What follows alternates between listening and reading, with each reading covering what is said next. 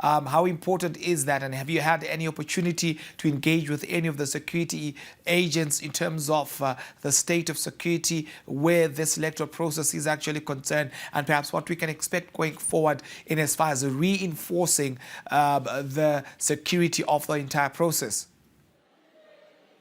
About half an hour ago, Eben, in fact, I had a quick chat with the Commissioner of Police, Commissioner Matanga. He came here.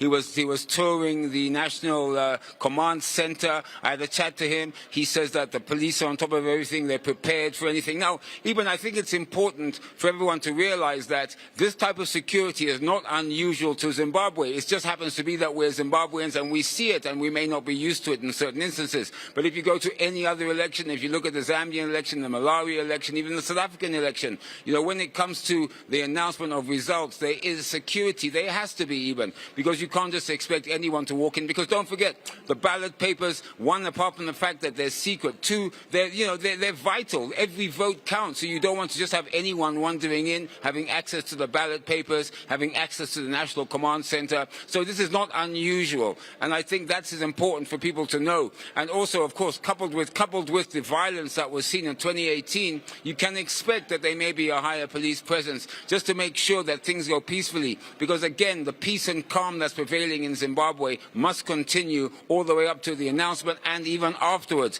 Because we keep saying this, the next day after an election, we're brothers, we're sisters, we live next to each other, we play football together, we go to football matches together, our children go to school with people who voted for different parties. We continue as a nation going forward. So once elections are done, we then have to all get back to the grind of building Zimbabwe, growing our economy, making sure that our standard of living improves, really making sure we look after our families